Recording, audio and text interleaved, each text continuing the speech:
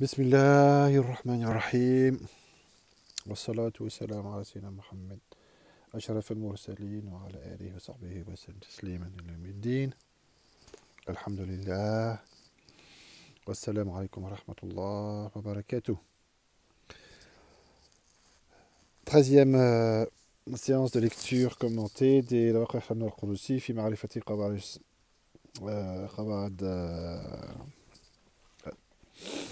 الصوفية الشيخ الشعراني عبد الوهاب الشعراني رضي الله عنه,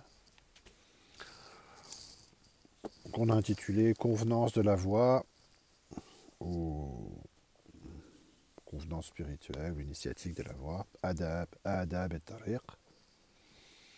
Donc après cette partie d'introduction générale, il y a aussi une partie de Aqidah qu'on n'a pas encore traduite, mais qu'on pourrait traduire pour présenter. On a donné on a vu des notions générales sur le dhikr, sur les bienfaits du dhikr, sur les notions générales de Adab. Et là, on aborde le premier chapitre, Al-Bab al-Awwal, Adab al-Murid. Règles spirituelles concernant le Murid en lui-même. Mention de certaines règles initiatiques concernant le Murid avec lui-même, en lui-même, et rappel des avis des maîtres à ce sujet. Je dis ce qui suit, et c'est Allah qui rend les choses propices. Bismillah. Sache, mon frère, que l'ensemble des mœurs, ou des... J'avais traduit mœurs au départ, des adab,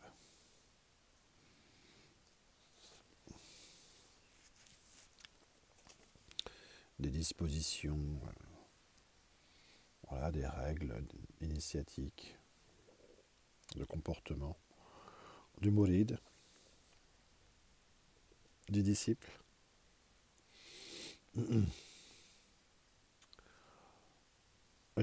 Jamir Adab el-Murid est difficile à définir et à résumer en détail en une seule phrase.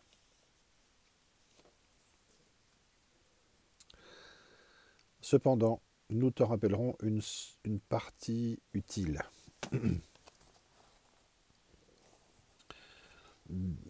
Bien que la fonction du shir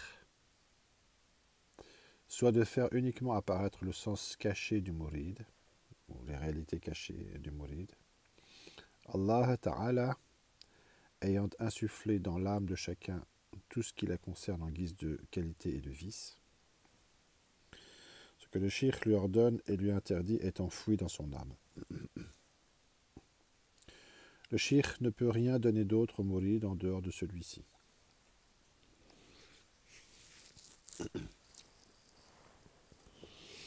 C'est-à-dire que la voie spirituelle, la voie de progression initiatique, alhamdoulilah,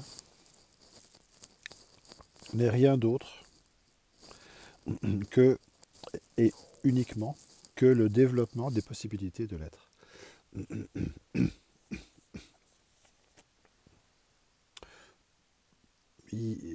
Tout ce qui apparaît comme extérieur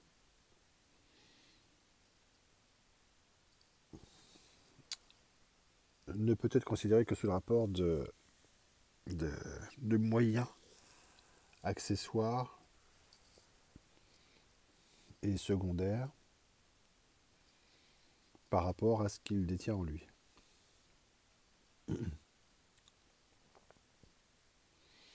Quoi qu'il en soit, quoi qu'on en dise, la réalité, elle ne peut être que celle-là, c'est-à-dire qu'on ne réalise que ce qu'on a en soi. Au début, le mouride est comme un noyau où se cache le palmier, symbolisant ici la sincérité ou le mensonge dans la voix. S'il est sincère, donc, première considération, la sincérité, ça c'est une règle évidemment commune à tous les grands auteurs, bien sûr. S'il est sincère, le fruit de sa sincérité se ramifie et se fructifie, c'est-à-dire qu'il donne, se développe et donne des fruits, au point de s'élever sur tous ses voisins qui mangent de ses fruits, bien plus. Sa sincérité se répand sur l'ensemble des habitants de sa ville et de sa province qui en profitent. Ainsi, sa sincérité et sa vertu se dévoilent aux notables et aux communs des mortels on pourrait dire, de sorte que même s'il voulait leur dissimuler sa vertu, il ne le pourrait point. En revanche, si l'amour du mouride pour la voix n'est pas sincère, l'arbre de son mensonge, de sa perfidie et de son hypocrisie se ramifie, alors jusqu'à s'élever sur tous ses voisins, sa ville et sa province, de sorte que se dévoilent son mensonge, son hypocrisie et sa vanité. Et quand bien même il pourrait se montrer sous les traits d'un homme honnête, il ne le pourrait pas tant que ses pratiques ignobles démentiraient ses prétentions. Il essuierait un affront. La voix le rejetterait jusqu'à ce qu'il rejoigne la jurisprudence appliquée au vulgum du fait de son mensonge dans la voie du Seigneur. Ta'ala. Il se peut qu'Allah subhanahu wa ta'ala lui ôte l'once de sincérité qu'il lui a donnée et que les gens disent alors à son propos, un tel fut arraché de la voie des ascètes et il ne lui reste d'eux plus le moindre parfum. Même en se montrant dans un habit austère, en s'habillant de laine et en s'ornant des habits des fuqara, les gens verront qu'il est dépourvu d'adab et nul n'ignorera qu'il en aura été privé. C'est la sincérité et l'adab qui sont les véritables critères. Édifie ton affaire, mon frère, sur la sincérité dans la recherche de la voie des gens d'Allah, sans quoi la voie te refusera, même longtemps après. Ceci étant, je dis, et c'est Allah qui prendra en charge ta guidée.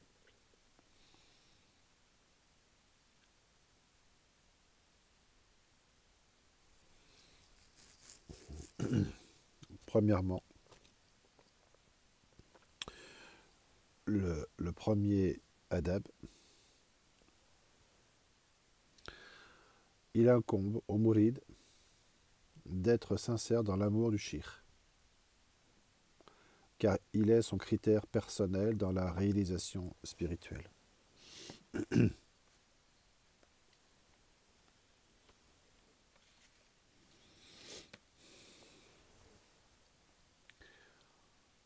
Il est pour lui dans les réalités cachées comme celui qui indique la voie aux pèlerins dans les nuits obscures.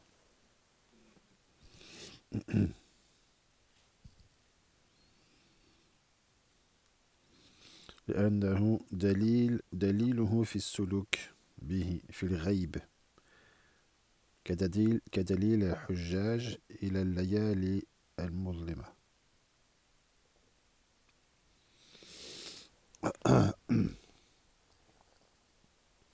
Sois sincère, mon frère, dans l'amour du maître spirituel. Tu obtiendras en cela tout bien et Allah suivra ta guidance. Commentaire, la sincérité dans l'amour du shirk est le premier conseil de plus de 300 qui vont s'égrener durant le livre, Inch'Allah. Concernant tout d'abord le mouride, puis les rapports entre le mouride et son shirk, et enfin les rapports entre le mouride avec ses frères et les compagnons du shir. C'est le plan général du livre. Les grands chapitres. Deuxièmement, il conviendra, il conviendra que le mouride, veille à n'entrer dans un pacte avec le shir qu'après s'être repenti de l'ensemble des péchés extérieurs et intérieurs.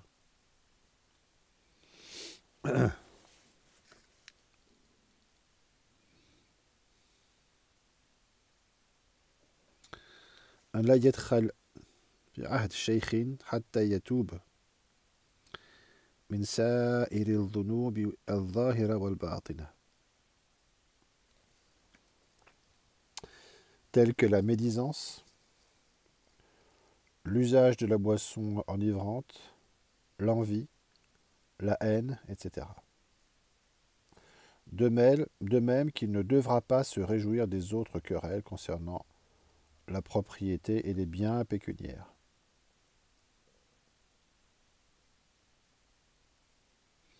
Commentaire, le maqam de la Taouba est habituellement considéré comme nécessaire à tout engagement initiatique sincère.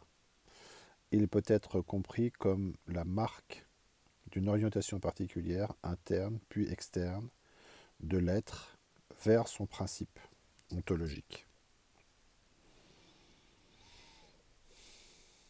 On lui fait néanmoins précéder,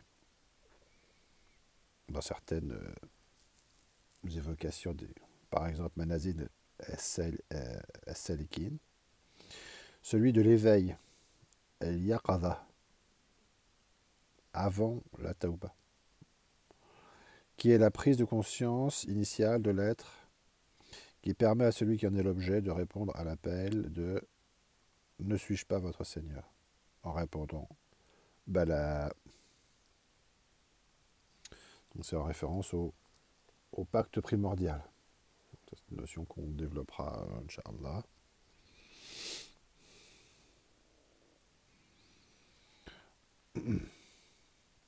Retour au texte. La noblesse de la voix est dans la présence d'Allah. C'est là qu'elle réside. La noblesse de la voix est dans la présence d'Allah. Et pour celui qui ne se purifie pas de l'ensemble de ses péchés intérieurs et extérieurs, l'entrée dans la voie n'est pas valable.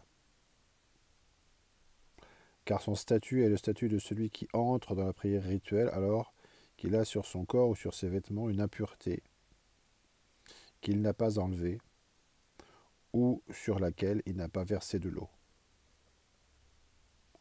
Sa prière n'est pas valable et son shir ferait-il partie des plus grands saints, il ne pourrait pas lui faciliter la progression d'un seul pas dans la voie des gens d'Allah avant de s'être purifié.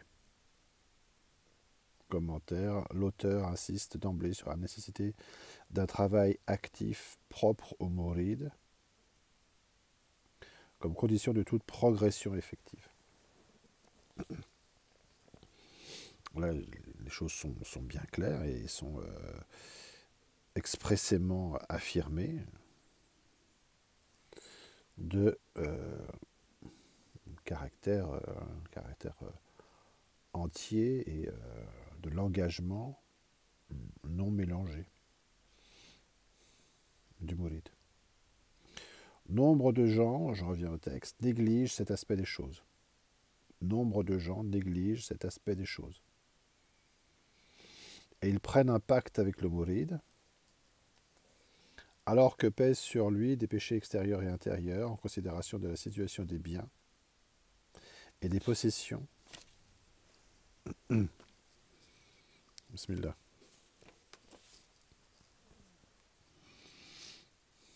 Excusez-moi.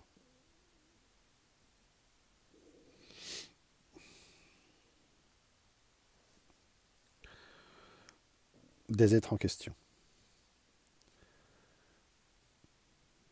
Il ne lui est d'aucun aide dans la voie. Donc là, le shir s'adresse au shuyukh. Nombre de gens négligent cet aspect des choses et ils prennent un pacte avec le mouride. L'expression est ici dans la forme inverse de celle qui est habituellement utilisée, indiquant qu'il s'agit ici de la responsabilité incombant au shir, qui, par faiblesse, considère certains aspects extérieurs de la dunya, liés au mourir, un avantage qu'il pourrait tirer, dont il est évidemment supposé qu'il a l'aptitude réelle pour apprécier ce dont il s'agit.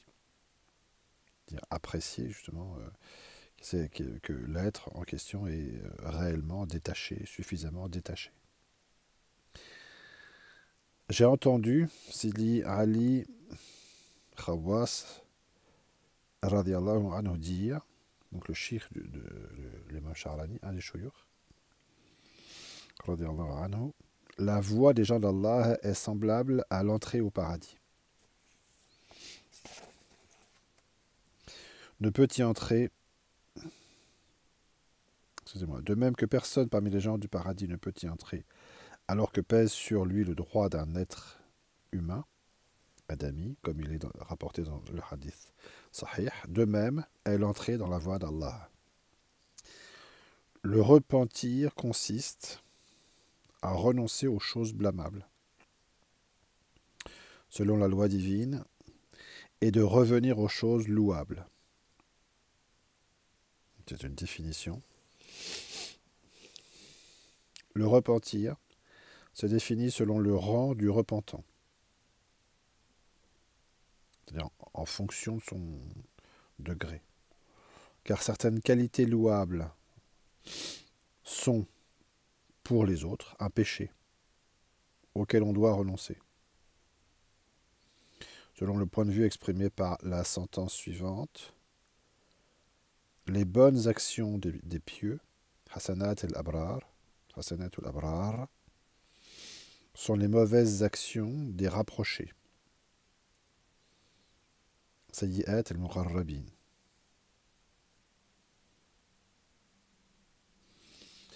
Donc les bonnes actions pour ceux qui sont inférieurs à d'autres sont les mauvaises actions de ceux qui sont supérieurs aux premiers. Les bonnes actions des pieux qui sont inférieurs, yani al-abrar qui sont inférieurs aux muqarrabin, sont les mauvaises actions des rapprochés, sayyi'at ou al-muqarrabin, qui eux ont d'autres bonnes actions encore plus hautes que les bonnes actions de ceux qui sont en dessous d'eux sur le plan spirituel. Hasanat al-abrar, sayyi'at al-muqarrabin. Sache que celui qui persiste à commettre les interdits, à s'adonner à la concupiscence et à pécher, sera distancé de la voie, sera mis à l'écart, c'est-à-dire écarté, comme le ciel l'est de la terre, intrinsèquement, quoi, et nettement. Il va sans dire qu'il est dans la nature de l'âme individuelle d'avoir des prétentions mensongères en prétendant être véridique dans son repentir alors qu'elle ne l'est pas. Cette prétention ne sera effectivement entérinée que lorsque son maître l'aura constaté à chaque station pour laquelle il prétendra être sincère, jusqu'à ce qu'il atteigne une station spirituelle dans laquelle il se repentira à chaque fois qu'il sera distrait de la contemplation d'Allah, ne serait-ce qu'un instant. Puis il s'élèvera dans les degrés de glorification d'Allah, l'Éternel, Tout-Puissant, sans s'arrêter ni se fixer en une station précise. Donc là, c'est l'allusion à la notion qu'il n'y a de station ultime, évidemment, que la plus parfaite, même si les stations intermédiaires peuvent être magnifiques en elles-mêmes aussi, mais qu'on ne doit pas s'y arrêter. Ceci est le condensé de ce qui a été dit par les maîtres sur le repentir. C'est une orientation constante tout le long du suluk. c'est une impulsion, une orientation vers le principe, un retour. On doit se repentir des péchés capitaux, kaba'ir, mais aussi des péchés véniels, as-sara'ir, des actes répréhensibles, makruhat, et des choses permises, mais à ne pas accomplir. Choses permises, mais ne pas accomplir. Ainsi que du fait de se considérer comme l'un des disciples du temps. Donc ça, c'est la hiérarchisation, la classification des pratiques sous l'aspect extérieur. La pratique d'Ihsan fait rejeter, bien sûr, ce qui est à rejeter pour tout le monde, mais aussi d'autres aspects qui sont pourtant permis.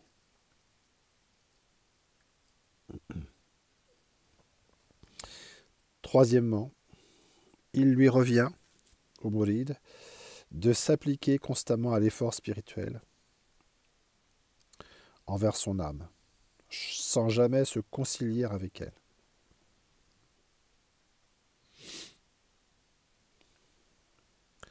Le cheikh Abu Ali al-Daqqaq radiallahu anhu disait: qui embellit son extérieur par l'effort spirituel, Allah embellit son intérieur par la contemplation. Qui ne porte pas d'effort contre son âme à son début, ne respire pas le parfum de la voix.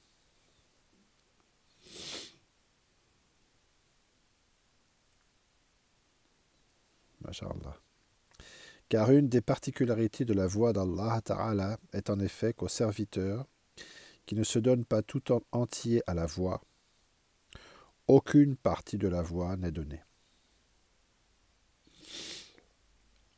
Commentaire.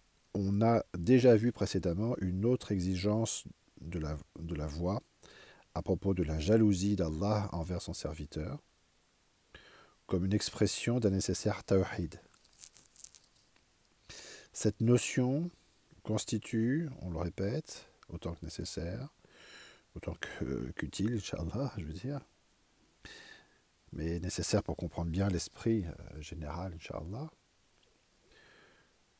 constitue une sorte de fil rouge, de fil continu, de l'exposition de toutes ces règles qu'il pourra être utile à l'occasion de suivre tout au long de la lecture du livre, Inch'Allah, pour voir quelles sont les expressions multiples et cohérentes qu'elle peut revêtir.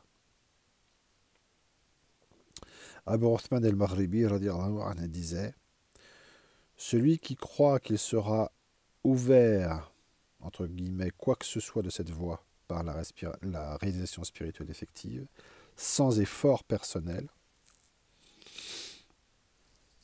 à espérer l'impossible. Commentaire, le cheikh Mohammed Zakieddin Ibrahim dit en ce sens dans son épître El-Khitab, propos général sur le soufisme, traduit intégralement et commenté sur le site du Porteur de Savoir: les dons spirituels et les illuminations du cœur, quant à eux, sont les fruits des efforts et des œuvres. Les soufis sont des gens ayant des états spirituels, ahwal, c'est-à-dire véritables, et non des orateurs, simplement extérieurement. N'arrive point à la contemplation, mushahada, celui qui abandonne l'effort de dévotion, mujahada. La guidance, hidayah, est aussi faite d'efforts et de persévérance. Et le shirk n'est qu'un indicateur, dalil, uniquement. Ainsi, celui qui ne travaille pas n'arrivera pas. Et celui qui ne cherche pas l'ascension spirituelle effective ne verra ni anoblissement, ni élévation de son être. Sans marche, nul parcours. Celui qui compte sur les œuvres qu'il a accomplies succombera à l'orgueil, puis sera emporté par l'égarement et sera perdu. Quant à nous, nous indiquons, nushiru, la vérité essentielle, haqiqa, et montrons le chemin. Puis nous laissons l'aspirant sincère, le murid sadiq, parvenir au bout de son chemin par son propre effort. En effet, ton shir n'est pas celui que tu écoutes seulement, mais celui duquel tu prends réellement quelque chose. Celui qui persévère est juste, et celui qui fait des efforts arrive. Fin de citation. Abu Ali al-Daqqaq radiallahu anhu disait, qu'Allah soit satisfait de lui, celui qui ne s'établit pas avec rectitude au début de la voie n'aura pas où s'asseoir à la fin.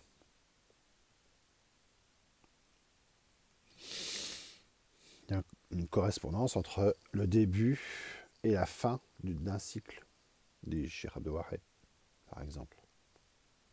Donc la disposition au début de la voie est à mettre directement, malgré la difficulté bien sûr, avec la visée de la voie.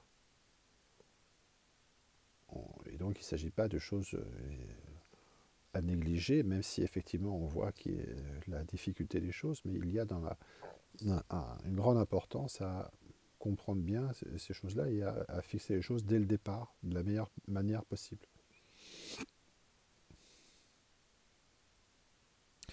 La science des cycles montre qu'il existe une nécessaire correspondance entre le début et la fin du tout processus. Cette notion permet de comprendre, sous un certain rapport et avec les réserves propres à toute analogie, qu'il est particulièrement important d'accorder un soin et une attention tout particulier à tout ce qui touche l'initiation comme telle, c'est-à-dire l'entrée dans la voie.